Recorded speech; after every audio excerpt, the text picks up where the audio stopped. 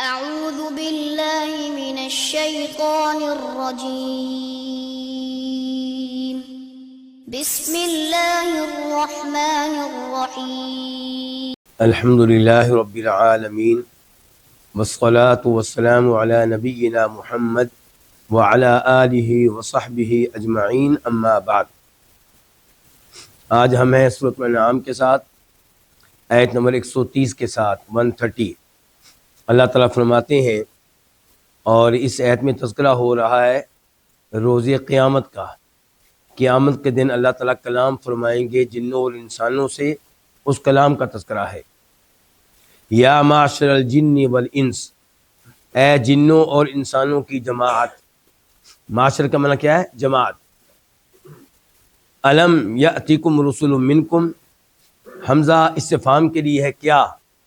لم یأتی نہیں آئے، کم تمہارے پاس، رسل کئی رسول، منکم تم میں سے، یقصون جو بیان کرتے تھے، علیکم تم پہ تمہارے سامنے، آیاتی میری آیتیں،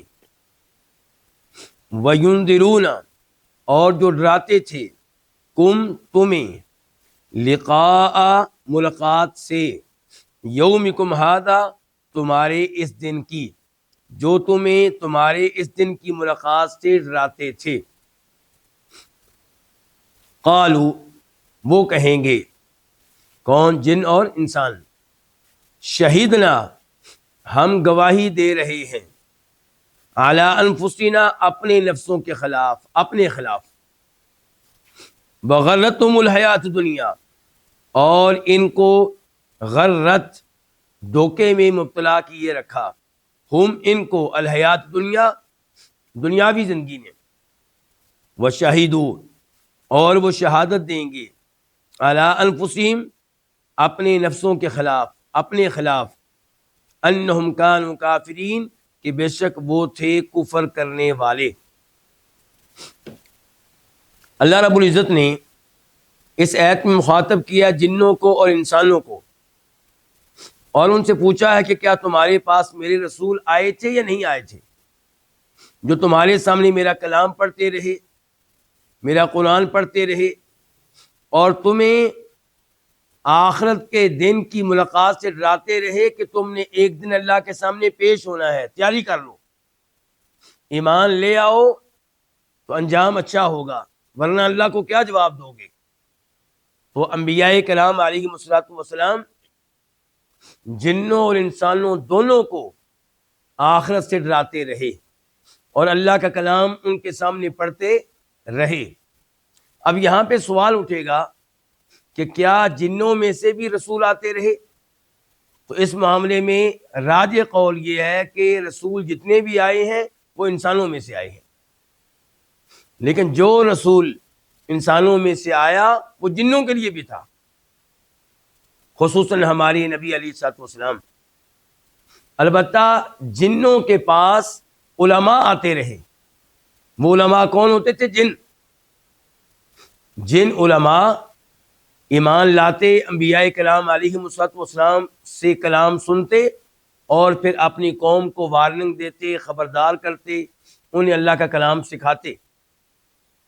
آپ اس معاملے میں سورہ احقاف کی آیت نمبر 29 سے لے کر 32 تک کا مطالعہ کریں کہ نبی علیہ السلام ایک جگہ اللہ کا کلام پڑھ رہے تھے تو جن پہنچ گئے، تو انہوں نے بھی نبی علیہ السلام سے اللہ کا کلام سنا، اور ان میں سے کئی لوگ فوری طور پہ ایمان لے آئے، مسلمان ہو گئے، اور پھر واپس دوسرے جنوں کی طرف گئے، منذرین بن کر، وارننگ دینے والے بن کر، علماء بن کر۔ تو یہی یہاں پہ مراد ہے، ورنہ جنوں میں سے کوئی نبی یا رسول نہیں آیا۔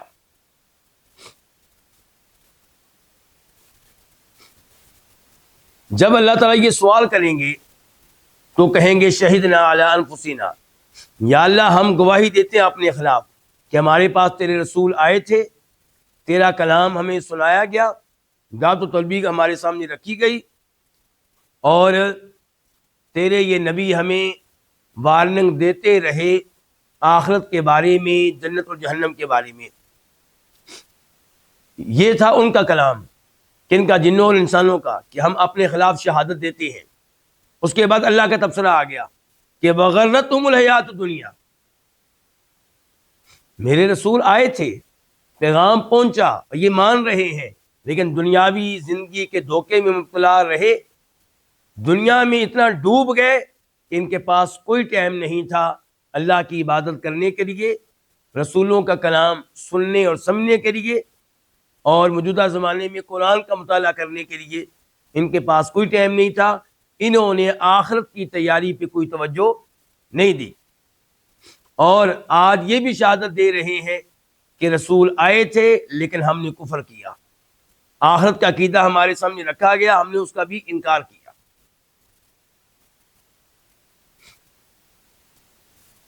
آیت نمبر 131 131 ذالک، یہ ان لم یکن ربک، ان جو ہے اصل میں تھا انہو، اس کو کیا کہا جاتا ہے؟ مخففہ من الثقیلہ. یہ اس لیے کہ بات یہ ہے، یعنی کہ انہو کی ہو ضمیر جو ہوگی ضمیر شان ہوگی. یہ اس لیے کہ بات یہ کیا؟ یہ رسولوں کو بھیجنا، یعنی کہ ہم رسول کیوں بھیجتے رہے؟ یہ اس لیے کہ بے شک بات یہ ہے کہ لم یکن ربک، نہیں ہے تیرا رب، مہلکا، ہلاک کرنے والا، القری، بستیوں کو. القری جمع ہے کس کی؟ قریۃ کی.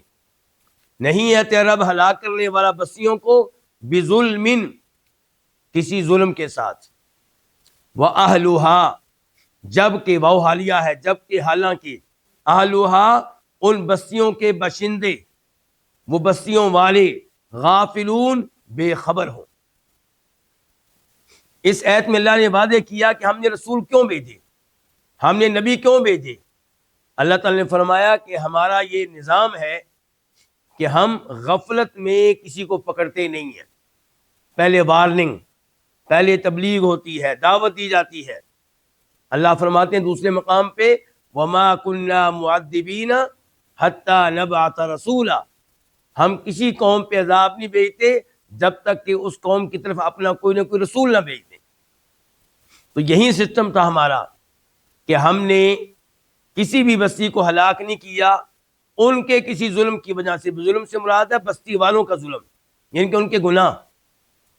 تیرا رب بستیوں کو، شہروں کو ہلاک کرنے والا نہیں ہے ان کے ظلم کی وجہ سے، ان کے گناہوں کی وجہ سے، جب کہ وہ غافل ہوں، ان کے پاس اللہ کا پیغام نہ پہنچاؤ، جب کہ وہ غافل ہوں، ان کے پاس آسمانی کتاب نہ آئی ہو، جب کہ وہ غافل ہوں، ان کے پاس نبی یا نبیوں کے نمائندے علماء نہ آئے ہوں. اس سے پتہ چلا کہ اللہ تعالیٰ کس قدر مہربان ہے، کس قدر اللہ تعالیٰ اپنے بندوں کے ساتھ احسان کرنے والا ہے.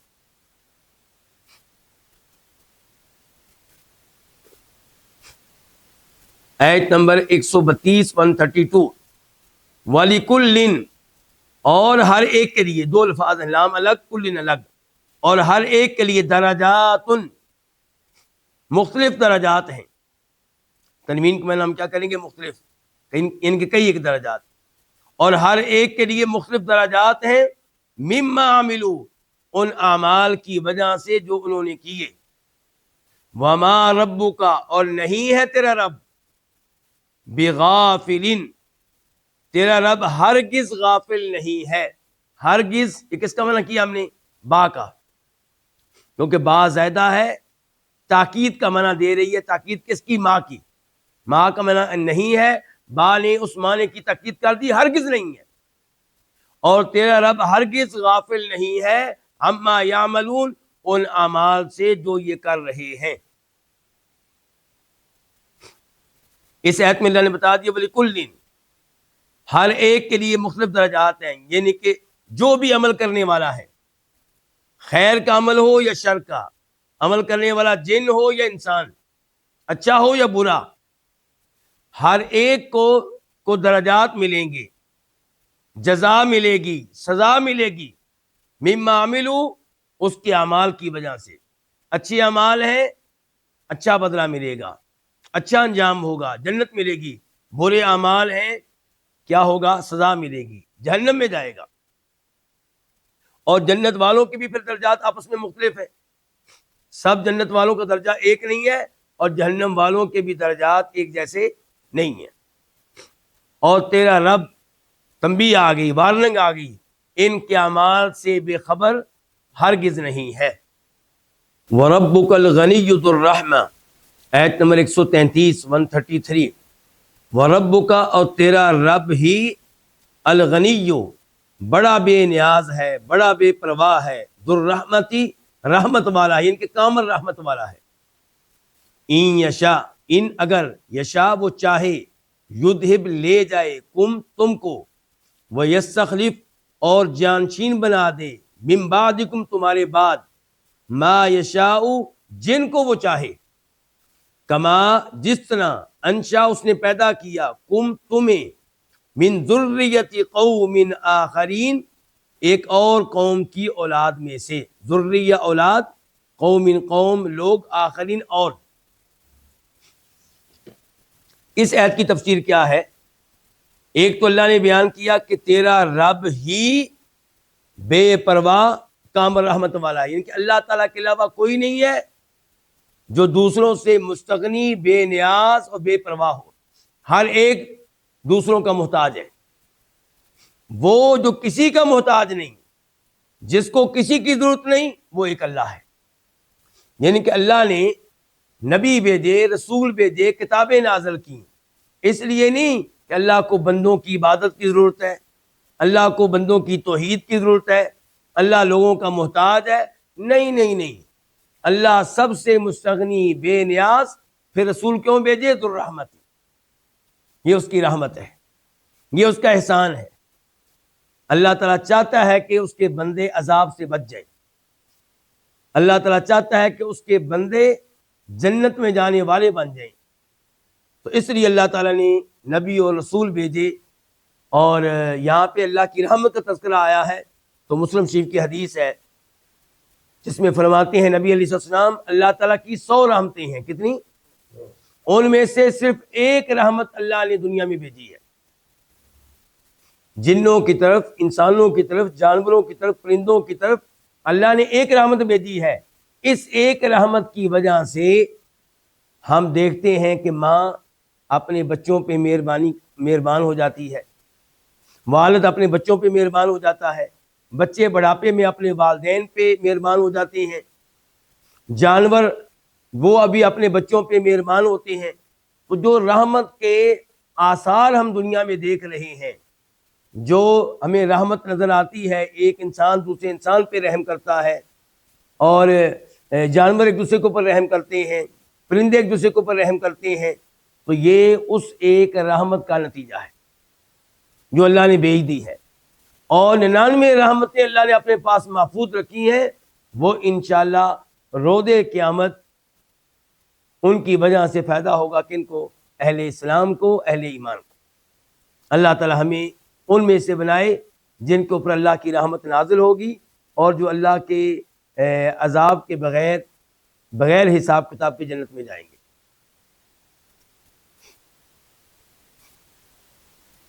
اس کے بعد اللہ نے کہا کہ ان یشاء یذہبکم، اللہ مستغنی ہے، بے نیاز ہے، وہ اگر چاہے تو تمہیں لے جائے، ختم کر دے، ہلاک کر دے، اور تمہارے بعد اوروں کو لے آئے. تم یہ نہ سمجھو کہ تم چلے گئے تو پھر اس زمین پہ رہنے والا کون ہوگا.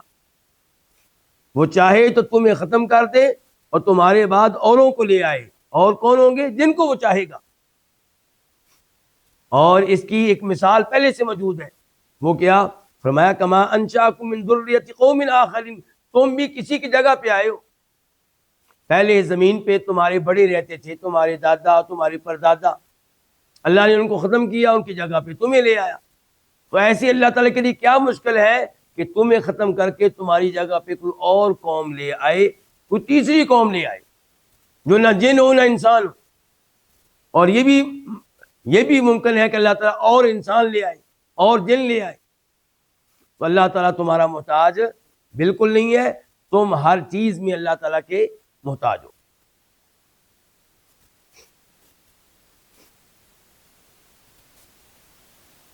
ایت نمبر 134 134. انا بے شک ما توعدون وہ چیز جس کا تم وعدہ دیے جاتے ہو، لآتن البتہ آنے والی ہے. لام کا معنی کیا؟ البتہ، یقیناً. آتن آنے والی، عطا یاتی سے. وما انتم بمعجزین اور تم ہرگز نہیں ہو. ما نافیہ ہے، کیا میں نے اس کا نہیں، اور معجزین کی با زیادہ ہے توکید کے لیے. تاکید کس کی؟ ما کے معنی کی پختگی اور تاکید، کہ تم ہرگز نہیں ہو معجزین، عاجز کر دینے والے، بے بس کر دینے والے. اس آیت کی تفسیر کیا ہے؟ کہ جس عذاب کی تمہیں وارننگ دی جاتی ہے وہ آنے والا ہے، اور جس قیامت کی تمہیں وارننگ دی جاتی ہے وہ بھی آنے والی ہے. انا کوئی شک و شبہ نہیں ہے. انا کا معنی بھی کوئی شک و شبہ نہیں. لآتن کے لام کا معنی بھی یہ ہے کہ وہ یقیناً آنے والی ہے. اور جب اللہ کا عذاب آئے گا، قیامت آئے گی، تو تم بھاگ نہیں سکو گے، اللہ کو بے بس نہیں کر سکو گے. ایسا نہیں ہوگا کہ تم اللہ کے عذاب سے بچ جاؤ. تو اللہ تعالیٰ یہ بار بار وارننگ دے رہے ہیں، اور اللہ کا وارننگ دینا بھی اللہ کی ہم پہ کیا ہے؟ مہربانی ہے، رحمت ہے. یہ بھی اس کا احسان ہے.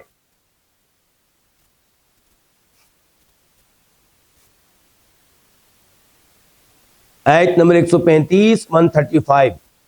قل آپ کہہ دیں، اللہ تعالیٰ ہماری نبی سے کہہ رہے ہیں کہ آپ کہہ دیں، یا قومی اے میری قوم. میری کس کا معنی ہے؟ قومی تھا اصل میں، میم کے بعد یا تھی، وہ گرا دی گئی، لیکن اس کی نشانی موجود ہے. میم کے نیچے کسرہ زیر، یہ میم کے نیچے کسرہ زیر، اس سے پتہ چل رہا ہے کہ یہاں پہ کبھی یا ہوا کرتی تھی. تو قل یا قومی آپ کہہ دیں، یا قومی اے میری قوم، اعملوا تم عمل کرو، علی مکانتکم اپنی جگہ پہ. مکانہ کا معنی آپ کیا کریں گے؟ جگہ، مقام، حالت. یعنی کہ تم عمل کرو اپنی مقام پہ، اپنی جگہ پہ، اپنی حالت پہ. انی بے شک میں، ان کا معنی بے شک، یا کا معنی کیا؟ میں. عاملون عمل کرنے والا ہوں. فسوف پس ان قریب، تعلمون تم جان لوگے، من وہ کون ہے، من وہ کون ہے، تکونو ہوگا، لہو جس کے لیے، عاقبہ اچھا انجام، الداری آخرت کا، آخرت میں، اس گھر میں. انہو بے شک بات یہ ہے، یہ ہو ضمیر شان ہے، بے شک بات یہ ہے، حقیقت یہ ہے کہ لا یفلح فلاح نہیں پائیں گے الظالمون ظالم لوگ. اس آیت کی تفسیر کیا ہے؟ پہلے نمبر پہ تو یہ کہ اللہ تعالیٰ نے ہماری نبی سے کہا علیہ السلام کہ آپ ان کو یہ پیغام دے دیں. پورے کا پورا قرآن اسی لیے نازل ہوا ہے تاکہ آپ یہ پیغام لوگوں تک پہنچائیں. لیکن کچھ آیات کے شروع میں اللہ تعالیٰ خاص طور پہ کہہ دیتے ہیں قل، کہ یہ بات پہنچا دیں، کہہ دیں. اس کا مطلب ہے کہ یہ بات پہنچانے کی اہمیت کچھ زیادہ ہے. تو قل آپ کہہ دیں، یا قومی اے میری قوم، اعملوا علی مکانتکم تم اپنی جگہ پہ عمل کرو، یعنی کہ جیسے عمل کرنا چاہتے ہو کرو. اس سے کیا پتا چلا کہ اللہ تعالیٰ نے ان کفار کو ہر وہ عمل کرنے کی اجازت دے دی جو وہ چاہیں؟ نہیں نہیں نہیں نہیں. یہ اعملوا یہ جو لفظ ہے یہاں پہ اجازت دینے کے لیے نہیں ہے، یہ وارننگ کے لیے.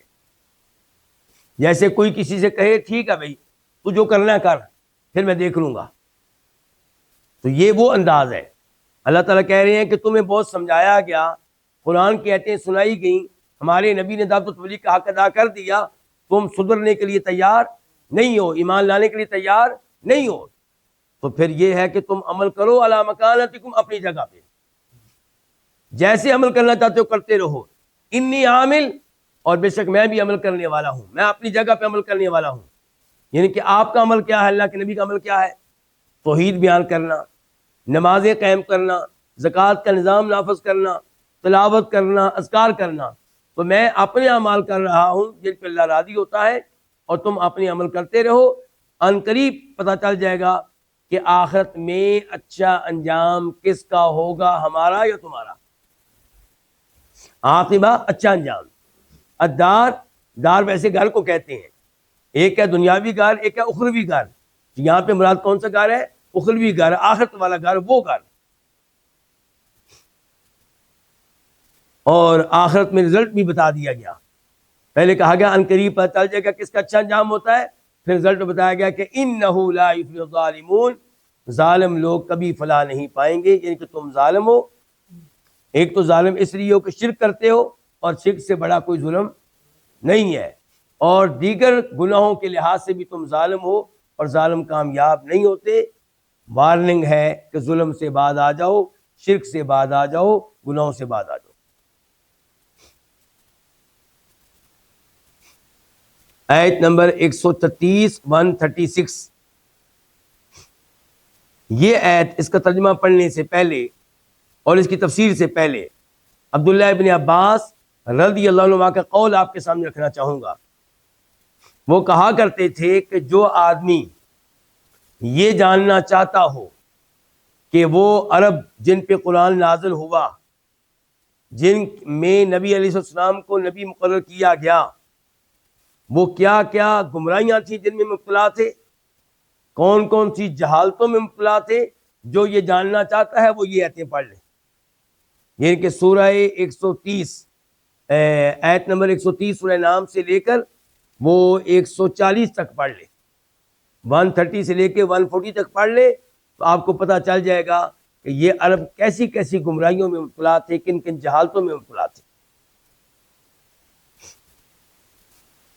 اللہ تعالیٰ فرماتے ہیں وَجَعَلُوا، اور انہوں نے مقرر کیا، کنہوں نے؟ کافروں نے، خصوصاً اہل مکہ، اور انہوں نے مقرر کیا للہ، اللہ تعالیٰ کے لیے، مما، اصل میں کیا ہوتا ہے؟ من اور ما، اس میں سے جو، زارعا، اس نے پیدا کیا، کس نے؟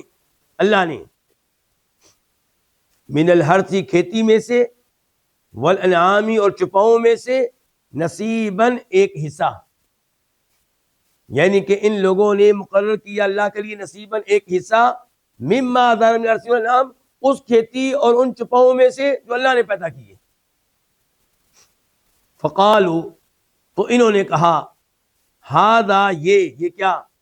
یہ حصہ، کھیتی کا یہ حصہ، جانوروں میں سے یہ حصہ، للہ، اللہ تعالیٰ کے لیے ہے، بزعمہم، انہوں نے یہ بات کہی، بزعمہم، اپنے گمان کے مطابق، اپنے خیال کے مطابق، اپنے باطل عقیدے کے مطابق۔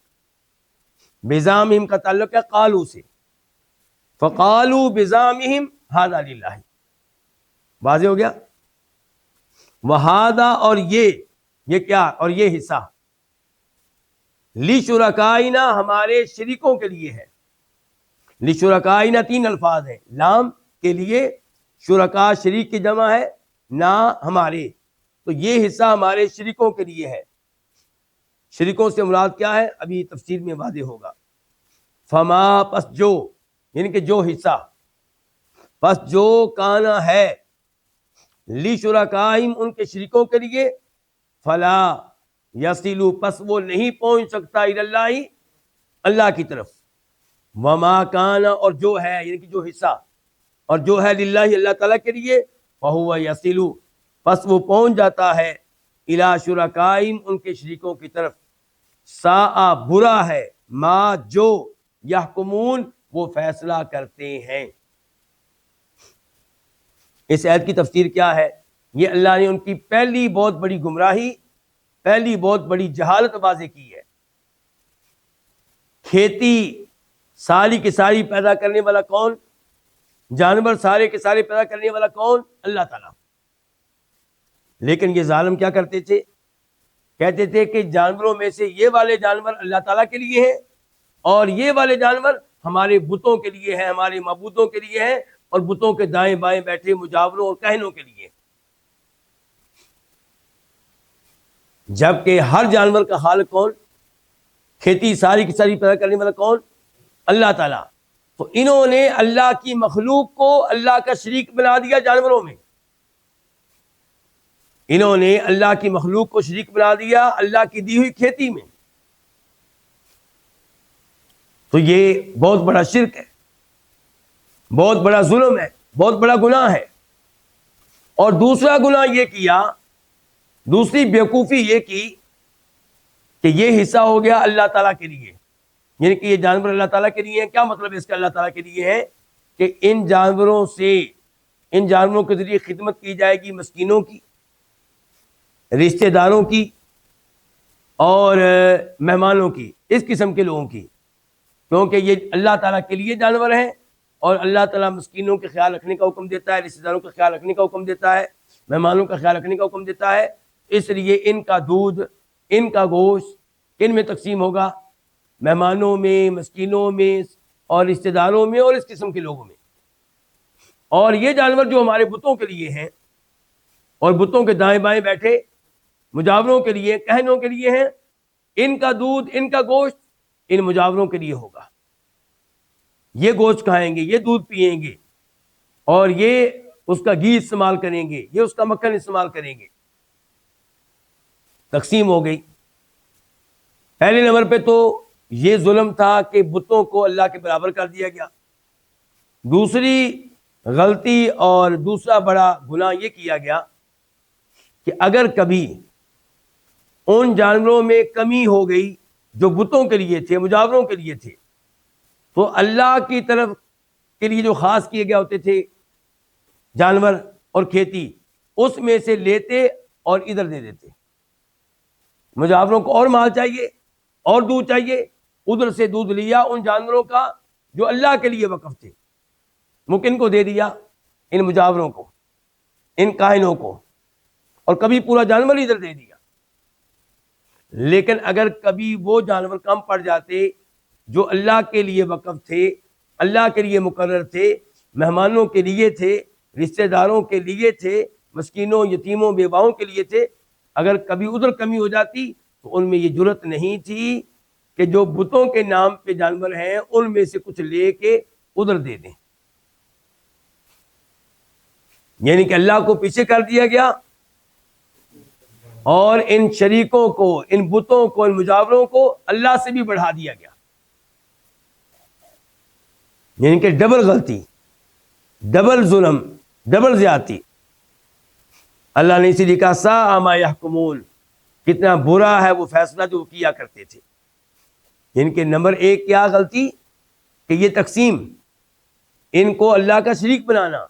نمبر دو، جب کبھی کمی کوتاہی ہونی تو وہ مال جو اللہ تعالیٰ کے لیے وقف ہے اس میں سے کچھ ان کو دیا جا سکتا ہے، اور جب ادھر کمی آ جائے جو اللہ تعالیٰ کے لیے ہے تو ادھر میں سے ادھر کچھ نہیں کیا جا سکتا. اور آج افسوس سے کہنا پڑتا ہے کلمہ پڑھنے والے مسلمانوں میں یہی صورتحال ہے. آپ ایک تو یہ دیکھیں کہ بہت سے مسلمان ہیں جن کے پاس کھیتیاں ہیں، جانور ہیں، زکوٰۃ اللہ تعالیٰ کے لیے نہیں دیں گے، عشر اللہ تعالیٰ کے لیے نہیں دیں گے، لیکن پیروں کو ان کا حصہ ملے گا. پیروں کو جانوروں میں سے بھی حصہ ملے گا، کھیتی میں سے بھی حصہ ملے گا. جب فصل کاٹیں گے، جب گندم گھر میں آئے گی، جب چاول گھر میں آئیں گے، ان میں سے ٹھیک ٹھاک حصہ کن کو دیا جائے گا؟ پیر صاحب کو. فلاں مزار پہ بیٹھے ہوئے مجاوروں کو، فلاں دربار پہ بیٹھے ہوئے نام نہاد پیروں کو. جبکہ اللہ تعالیٰ نے جو زکوٰۃ مقرر کی تھی وہ ادا نہیں کی جائے گی، اور اللہ نے جو عشر مقرر کیا تھا وہ ادا نہیں کیا جائے گا. ایسے آپ 11ویں کو دیکھ لیں، جس کو کیا کہتے ہیں لوگ، 11ویں شریف. 11ویں تاریخ کو آپ کو دودھ ملنا مشکل ہو جائے گا. سارا دودھ کن کو ملے گا؟ شیخ عبدالقادرانی رحمہ اللہ کے نام پہ وہ تقسیم کیا جا رہا ہوگا، مختلف مقامات پہ دیا جا رہا ہوگا. لیکن اللہ تعالیٰ کے لیے ان جانوروں میں ایسا کوئی حصہ نہیں ہوتا. اگر ہو بھی تو اللہ کے حصے میں کمی کوتاہی ہوگی، پیروں کے حصے میں یا شیخ عبدالقادرانی رحمہ اللہ کے حصے میں کوئی کمی کوتاہی نہیں ہوگی. فرمایا اللہ تعالیٰ نے آیت نمبر 137 میں 137 میں وَكَذَلِكَ، اور اسی طرح زینا مزین کر دیا، خوش نما بنا دیا، لکثیر من المشرکین بہت سے مشرکین کے لیے، قتل اولادہم اپنی اولاد کو قتل کرنا، مزین کس نے کر دیا، خوش نما کس نے بنا دیا، شرکاءہم ان کے شریکوں نے، لیردوہم تاکہ وہ ان کو ہلاک کریں، ولیلبسوا اور تاکہ وہ خلط ملط کر دیں، علیہم ان کے لیے، ان پہ، دینہم ان کے دین کو، ولو شاء اللہ اور اگر اللہ تعالیٰ چاہتا، ما نہ، فعلو وہ کرتے، ہو یہ کام، فا پس، در چھوڑ دے، تو چھوڑ دے، ہم ان کو، بس آپ چھوڑ دیں ان کو، وما یفترون اور اس جھوٹ کو جو یہ گھڑتے ہیں، جو یہ باندھتے ہیں۔ پچھلی آیت میں اللہ تعالیٰ نے ان کی وہ جہالت بیان کی جس کا تعلق کھیتی سے تھا اور چپاؤں سے تھا۔ اب یہاں پہ اللہ نے ان کی ایک اور جہالت واضح کی، وہ کیا؟ اپنی اولاد کو قتل کرنا، کن کے کہنے پہ، کن کو خوش کرنے کے لیے؟ اپنے شریکوں کو، اپنے کہنوں کو، اور بتوں کے دائیں بائیں بیٹھے ہوئے مجاوروں کو۔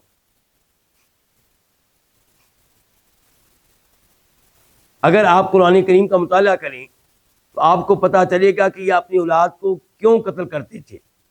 کبھی قتل کرتے تھے مفلسی کے ڈر سے، رزق کی کمی کے ڈر سے، خشیت املاق، اور کبھی قتل کرتے تھے کہ لڑکی پیدا ہوئی ہے، لینا کیا چاہتے تھے؟ بیٹا۔ اب بیٹی، یہ عیب کی بات ہے گھر میں بیٹی ہو، کل کو کہیں رشتہ کرنا پڑے گا، کوئی ہمارا داماد بنے گا، وہ ہمارے اوپر روب ڈالے گا، ہماری بیٹی پہ حکومت کرے گا، ہماری عزت کے لیے مسئلہ بنے گا، قتل کر دیتے تھے، زندہ درگور کر دیتے تھے۔ وَإِذَا الْمَوْءُودَةُ سُئِلَتْ، اور کبھی اپنے ان مجاوروں کو خوش کرنے کے لیے اپنے کسی نہ کسی بیٹے کو ذبح کر دیتے تھے۔ تو فرمایا وَكَذَلِكَ، اور اسی طرح کیوں کہا اللہ نے؟ یعنی کہ جس طرح انہوں نے وہ گمراہی، اس گمراہی کا ارتکاب کیا جس کا تعلق کھیتی اور چپاؤں سے تھا، اسی طرح زینا مزین کر دیا بہت سے مشرکین کے لیے اپنی اولاد کو قتل کرنا۔ کس نے؟ ان کے شریکوں نے، ان کے یعنی کہ بتوں کے دائیں بائیں بیٹھے مجاوروں نے، یا شریکوں میں داخل ہیں جن بھی، جن کے کہنے پہ شرک کیا کرتے تھے، وہ ان کے ذہنوں میں ایسی باتیں ڈالتے تھے، ایسے وسوسے ڈالتے تھے، اور ان کی باتوں میں آ کے اپنی اولاد کو قتل کر دیتے تھے۔ لیردوہم، شریک ان کے لیے اولاد کو قتل کرنا کیوں خوش نما بناتے تھے، کیوں مزین کرتے تھے؟ تاکہ ان کو برباد کریں، ان کو ہلاک کریں، دنیاوی طور پہ بھی ہلاکت، اولاد سے محروم ہونا، اور اخروی طور پہ بھی ہلاکت، روز قیامت پوچھا جائے گا کہ کیوں اپنی اولاد کو قتل کیا تھا۔ وَلِيَلْبِسُوا عَلَيْهِمْ دِينَهُمْ، اور ان کے شریک ان کے لیے اس چیز کو اس لیے بھی مزین کرتے تھے تاکہ ان کے دین کو خلط ملط کر دیں، ان کے دین کو برباد کر کے رکھ دیں۔ اہل مکہ کس دین پہ تھے؟ ابراہیم علیہ السلام کے دین پہ۔ ابراہیم علیہ السلام کا دین بہت عمدہ دین تھا۔ اپنے شیطانوں کے کہنے پہ، شریکوں کے کہنے پہ، بتوں کے مجاوروں کے کہنے پہ انہوں نے دین میں ایسی چیزیں داخل کر دیں اور دین خلط ملط ہو گیا۔ اب پتہ ہی نہیں چلتا تھا ان کو کہ اللہ کی طرف سے کون سا دین ہے، ابراہیم علیہ السلام کون سا دین دے کر گئے تھے، اور جو دین ہمارے بڑوں نے تبدیل کر کے رکھ دیا وہ کون سا ہے۔ آخر میں اللہ نے کہا کہ ان کو اولاد کے قتل کرنے سے روکنا اللہ کے لیے کوئی مشکل نہیں تھا۔ ولو شاء اللہ تعالیٰ چاہتا تو یہ کبھی بھی اپنی اولاد کو قتل نہ کر پاتے۔ لیکن مسئلہ کیا ہے کہ اللہ نے انسانوں کو فرشتوں کی طرح نہیں بنایا، جنوں کو فرشتوں کی طرح نہیں بنایا۔ فرشتے کبھی بھی گناہ نہیں کرتے، 24 گھنٹے اللہ کی اطاعت کرتے ہیں، اللہ کا ذکر کرتے ہیں، اللہ کی عبادت بجا لاتے ہیں۔ انسانوں کی باری آئی، اللہ نے آزمائش کرنا چاہی، امتحان لینا چاہا، اس لیے اس کو ارادہ دیا، اختیار دیا، نیکی کرنے کا، برائی کرنے کا۔ تو اللہ تعالیٰ کے اسی دیے گئے اختیار اور ارادے اور قدرت کے مطابق یہ لوگ گناہ کرتے رہے۔ فَذَرْهُمْ وَمَا يَفْتَرُونَ، تو اس لیے اے اللہ کے نبی آپ نے تبلیغ کر دی، سمجھا دیا، حق ادا کر دیا، اب آپ ان کو چھوڑ دیں اور ان کی تہمتوں کو بھی چھوڑ دیں، ان کے جھوٹ کو بھی چھوڑ دیں۔ جھوٹ کیا تھا؟ مثال کے طور پہ اولاد کو قتل کرنا اور نسبت کس کی طرف کر دینا؟ اللہ کی طرف، کہ اللہ کے کہنے پہ ہم نے ایسا کیا ہے، یہ اللہ کا دین ہے۔ تو اس کی نسبت جب آپ دین کی طرف کریں گے تو آپ اللہ پہ جھوٹ باندھ رہے ہیں۔ آیت نمبر 138 138، وقالو، اور انہوں نے کہا، ہادہ، یہ، انعام، یہ چوپائے، وحرث، اور کھیتی، ہجر، ممنوع ہے، ہجر ممنوع ہے، حرام ہے، لا، نہیں، یطعم، کھا سکتا، ہاں، اس کو، الا، مگر، من نشاء، وہ جس کو ہم چاہیں، بزعمہم، اپنے خیال کے مطابق۔ بزعمہم کا تعلق کس سے ہے؟ وہ قالو سے، کہ انہوں نے یہ بات کہی اپنے خیال کے مطابق، اپنے گمان کے مطابق، اپنے باطل عقیدے کے مطابق۔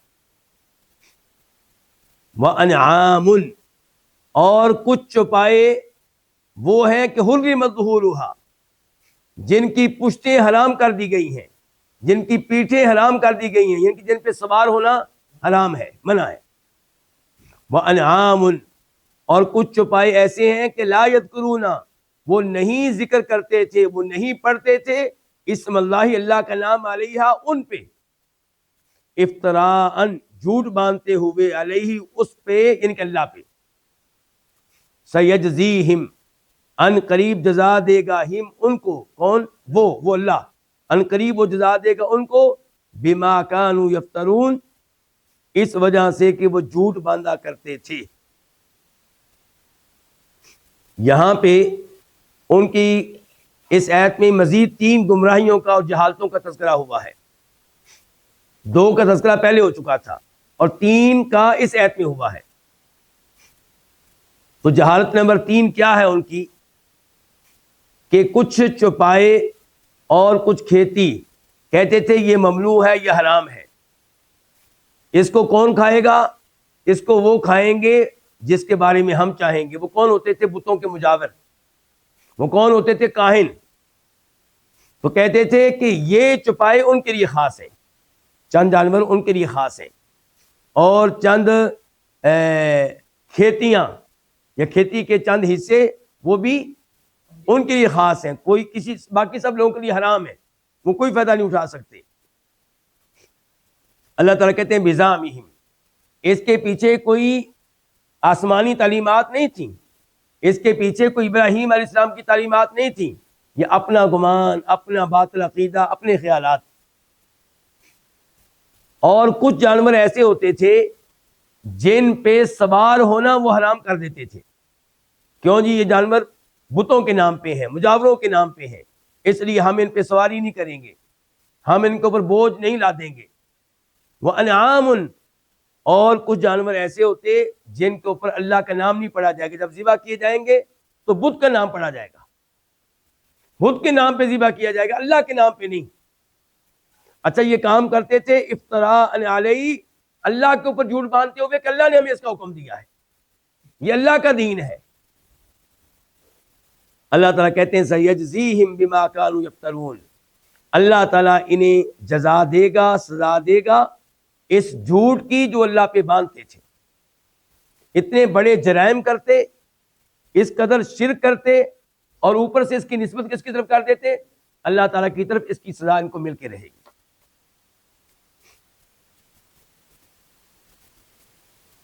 آیت نمبر 139 139، وقالو، اور انہوں نے کہا، یہاں سے ان کی گمراہی نمبر 6 کا آغاز ہو رہا ہے۔ وقالو، انہوں نے کہا، ما، جو کیا؟ ان کی جو بچہ، ما، جو فی بطون ھذی الانعام، ان چپاؤں کے پیٹوں میں ہے، خالصۃ، المخالص ہے، لذکورنا، ہم میں سے مذکر لوگوں کے لیے، مردوں کے لیے، ومحرم، اور حرام کیا ہوا، علی ازواجنا، ہماری بیویوں پہ، ہماری عورتوں پہ، وَإِن يَكُن مَيْتَةً، اور اگر وہ ہوا مردار، فہم تو وہ سب فیہ اس میں شرکا شریک ہوں گے. سیجزیہم ان قریب وہ ان کو جزا دے گا. کون؟ اللہ. وصفہم ان کے اس بیان کی. انہو بے شک وہ کون؟ وہ اللہ. حکیم کمال حکمت والا ہے، علیم کمال علم والا ہے. اس آیت کی تفسیر کیا ہے کہ ان کی ایک گمراہی یہ تھی کہ کہتے تھے کہ یہ جو جانور ہیں، وہ جانور خاص کر دیتے تھے، کہتے تھے یہ جو جانور ہیں ان کے پیٹ میں جو بچہ ہے وہ ہم مردوں کے لیے ہوگا، اس سے فائدہ ہم اٹھائیں گے، اس کو جب ذبح کیا جائے گا گوشت ہم کھائیں گے. جہاں تک تعلق ہے ہماری عورتوں کا، ان پہ یہ بچہ کیا ہے؟ حرام ہے. اور اگر وہ پیدا ہوا مردہ تو پھر ہم سب اس کو کھائیں گے، ہم مرد بھی اور عورتیں بھی. اللہ تعالیٰ کہتے ہیں کہ اللہ تعالیٰ ان قریب ان کو بدلہ دے گا، سزا دے گا ان کے اس بیان کی اور اس چیز کی جو نسبت وہ اللہ کی طرف کرتے تھے. کہتے تھے نا کہ یہ اللہ کی طرف سے ہے سب کچھ، تو فرمایا اس کی سزا ان کو ملے گی. اور اللہ تعالیٰ کمال حکمت والا ہے، کمال علم والا ہے. ان کو ان کے اعمال کا علم ہے، ان کی حرکتوں کا علم ہے. ان کے اعمال اللہ سے مغفر پوشیدہ نہیں رہیں گے، اور جو اللہ مہلت دے رہا ہے ان کو، اس کے پیچھے اللہ کی کئی حکمتیں ہیں. آیت نمبر 140 140. قد تحقیق یقیناً بے شک خاسرہ خسارے میں رہے، گھاٹے میں رہے، الذین وہ لوگ قتلوا جنہوں نے قتل کیا، اولادہم اپنی اولاد کو، صفحن بے وقوفی سے، نادانی سے، بغیر علم بغیر کسی علم کے، وحرموا اور جنہوں نے حرام کیا، ما اس کو، ما رزقہم اللہ اس کو جو اللہ نے ان کو دیا، افتراء علی اللہ اللہ پہ جھوٹ باندھتے ہوئے، قد ضلوا تحقیق وہ گمراہ ہو گئے، وما کانوا اور نہ وہ ہوئے مہتدین ہدایت پانے والے. اللہ نے اس آیت میں بتایا کہ وہ لوگ خسارے میں رہے، نقصان میں رہے جنہوں نے یہ حرکتیں کی. کیسے خسارے میں رہے؟ ایک تو اپنی اولاد کو قتل کرتے رہے. اپنی اولاد کو قتل کرنا، اس سے بڑا خسارہ کیا ہوگا؟ اور یہ اولاد کو قتل کرتے رہے صفحن، جہالت سے، نادانی سے. یہ کوئی اللہ کا حکم نہیں تھا، بغیر علم، اس کے پیچھے کوئی علم نہیں تھا، اپنے باطل عقائد تھے. نمبر 2، یہ گھاٹے میں رہے اس لحاظ سے کہ جو جانور اللہ نے ان کو دیے تھے، جو کھیتیاں اللہ نے ان کو دی تھی، جو زمینیں اللہ نے ان کو دی تھیں، وہ انہوں نے اپنے اوپر حرام کر لی. یہ پیر صاحب کے لیے ہے، یہ مجاوروں کے لیے ہے، یہ کاہنوں کے لیے ہے. اور چونکہ یہ کام کر کے نسبت کس کی طرف کرتے رہے؟ افتراء علی اللہ. اس لحاظ سے بھی گھاٹے میں رہیں گے کہ اللہ پوچھے گا کہ میں نے کب تمہیں یہ حکم دیا تھا، کون سی کتاب میں حکم دیا تھا، کس نبی کے ذریعے میرا تمہیں یہ حکم ملا تھا. تو اللہ کہتے ہیں قد ضلوا تحقیق یہ گمراہ ہو گئے، اور یہ نہ ہوئے ہدایت پانے والے، ہدایت سے بہت دور رہے. یہیں پہ آج کے درس کا اختتام کرتے ہیں. اللہ رب العزت سے دعا کرتے ہیں کہ اللہ تعالیٰ ہم سب کو قرآن کی تفسیر سیکھنے کی توفیق دے، اور کافروں کے عقائد سے بچائے، اور اہل توحید کے عقائد پہ قائم و دائم رکھے. وآخر دعوانا الحمدللہ رب العالمین.